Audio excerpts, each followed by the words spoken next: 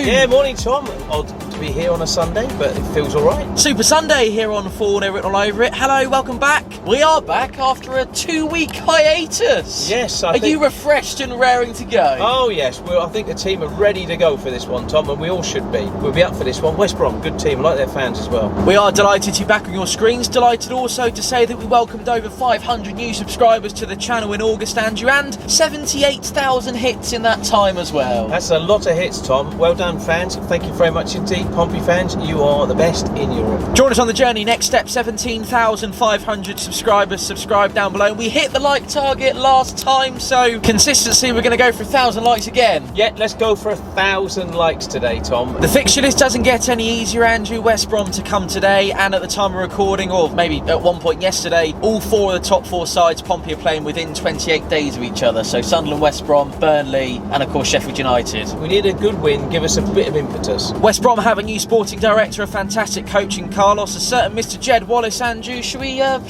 put the picture up on screen? Please do, Tom. That looks like it was only last week, Tom. It was last week. Look at the trim on that. I'm glad you really took care in my haircuts back then. Yeah, oh yeah. Short back and ambush.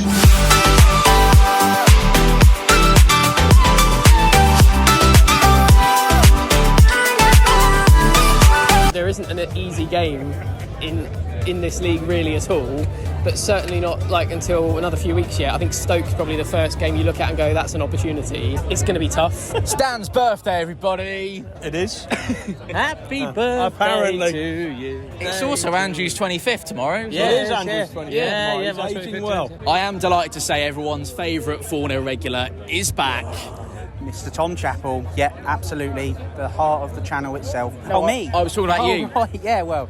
Maybe 3-2 to Portsmouth, 2-1 Pompey. I think it'll be 2-1, a late winner for Pompey. 3-2, I reckon. What are we thinking today? 4-0. You agreeing with Diane? I am agreeing with Diane. Of course I agree with Diane. I'm going to go for a 1-0 victory. 1-0 smash and grab win. What are you thinking score today, mate? It's going to be 4-0 There we go. 2-1. Yes. And of course, there's going to be a lot of fans wishing you a happy birthday next week at Burnley. But Hey, for now... is that what's happening? Yeah, but we've got to talk about that in another video. I was just setting it up ready for people next week. You were doing the so you can tee get up. loads and loads of people getting you cards, presents, everything for when you get up to Burnley. You've got till the 21st, people, get it done. Yeah, exactly. What are we thinking for today, mate? 4-0 written all over it. Good luck.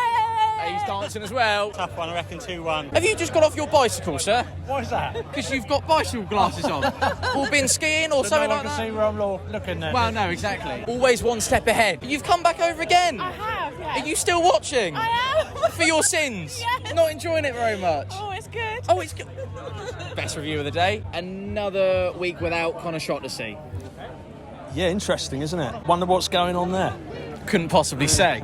Me neither.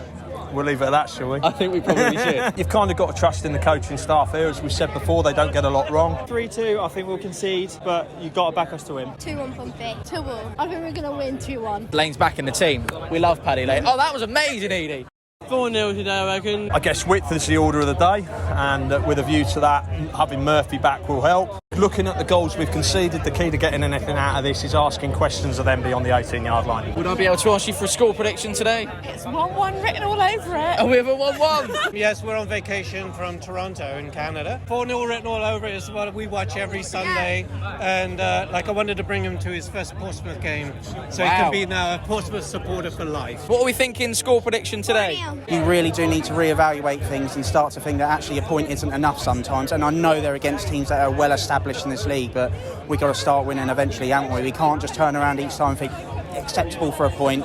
We will start to pick up points after that. We have to do it, straight away. Nice wide shot, if you wouldn't mind, Dan. If there was to be a win, very rude, isn't it? If there, no, that wasn't about. Hang on, no, that was no reflection on you. The reason I said nice wide shot, Dan, was because I'm going to ask you if there was to be a Pompey win coming our way today. What would be your reaction?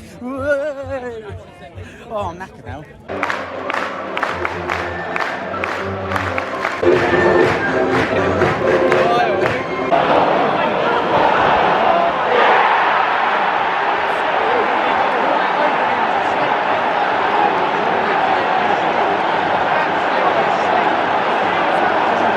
It's a quick throwing over, but he's caught asleep.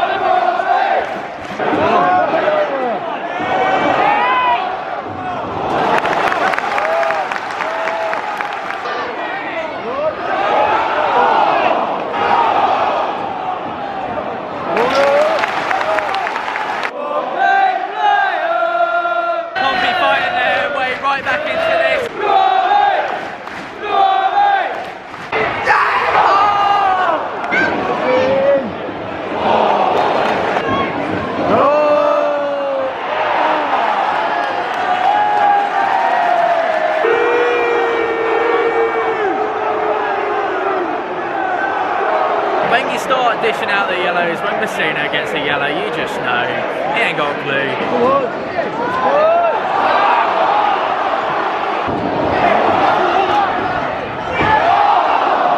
It's really disappointing. I was saying to Dan that we just didn't wake up at the start, did we? To concede after a minute is shocking. They've took the chance, they're clinical, you know they're going to be, they're a very good side. Two differences between our two teams.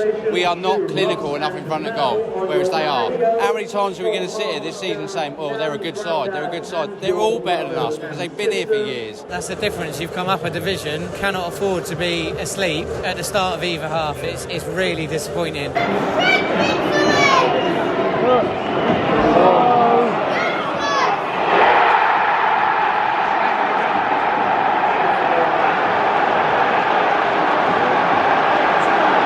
feel like we've just had this conversation, haven't we? 2 minutes. What did I say? They didn't do it.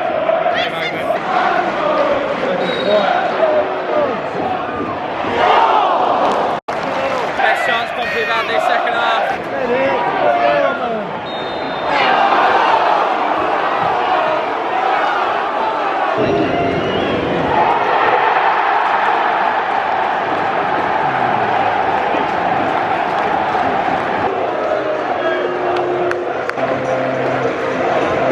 Draw back the curtain a little bit. We have maybe 30 seconds to a minute between that full-time whistle going and to be stood here talking to you guys. So as a viewer, we always try and stay as emotionless as we can, and it's really quite a difficult thing to detract yourself as quickly as we need to, and we're going to try and do that to the best of our abilities. Where to start, really? Where to start? Full credit to West Bromwich Albion. I said this 2 weeks ago, deserving of all three of those 1, 2 and 3 points today. Alex Mowat had the absolute game of his life and scores a worldie, albeit assisted by referee Lee Doughty, but scores a worldie at the end. I liked a lot about that West Brom team. I like how they kind of turn up, did their job, knew exactly what they needed to do to get what they wanted out of the game, and did that to the fullest of extents. Marlon Pack and Andre Dazelle / Abdoulaye Kamara were just so packed in by Mowat and Malumbi all afternoon, and that they squeezed us in midfield and we didn't know what to do. Conceding in minute 1 and minute 5 of both halves is unacceptable. That very much allows West Brom to completely dictate from that moment onwards. We don't like to blame referees. It's easy to blame referees after a 3-0 defeat, but I think that's probably one of the single worst refereeing performances that's been dropped by any official at Fratton Park in a very long time, which didn't compound a rather disappointing afternoon. But we can't comment about officials when we've hurt ourselves, you know. I was worried by some of the yellow cards given in that first half. It appears to me that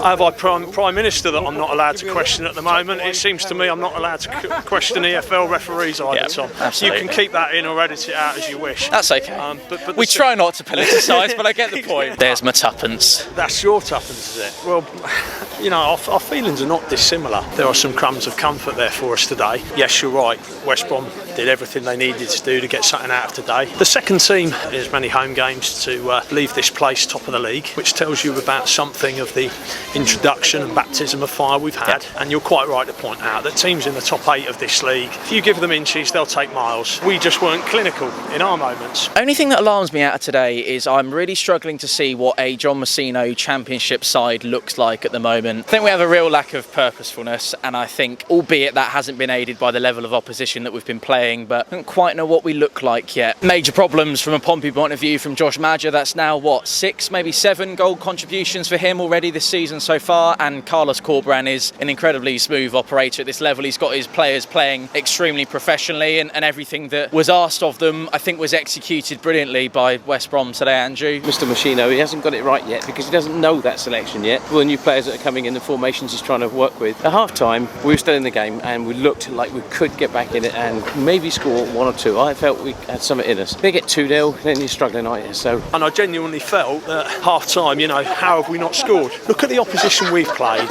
and at the very least we've competed, and we found out that yes, you have to be clinical. All these teams will turn you over with, you know, minimum chances. But look at what's coming beyond the end of the month, and if we keep showing the kind of application that we are, eventually we're going to come up against teams that won't be able to live with that application, and I'm quite sure that's around the corner. Good morning, Tom. Good morning, Andrew. Other positives to take are Regan Paul back on the pitch. What a glorious moment that was. I actually thought Callum Lang was running his socks off, as he has been doing all season. In every game he's played this season. He has, absolutely. Obviously, the news will be breaking, maybe right about now, but certainly by the time we watch this, and if it hasn't, I'll edit this bit out because it's not allowed to be on YouTube. Iban Boet is going to be out for quite a significant period of time. We're led to believe that's going to be 6 months, which is another nail in the coffin. Hope you've enjoyed your birthday. Always. We'd love to hear what you have to say down in the comments. We wouldn't love to hear what you have to say, but please do leave what you have to say down in the comment section down below. We will see you in less than a week's time, Saturday 21st of September. It's a special day on the 4-0 calendar. It's a special day on the Pompey calendar. We look forward to bringing that to you. We'll have a 4-0 Sunday Live the day after that as well. Away at Turf Moor. Looking forward to having all 3 of us and many more of the 4-0 gang will be joining us for that one as well. But until then, thank you very much for watching. Enjoy what's left of your weekend. Keep the faith, and as always, Play out Pompey. Play out Pompey. Go south, there's the team.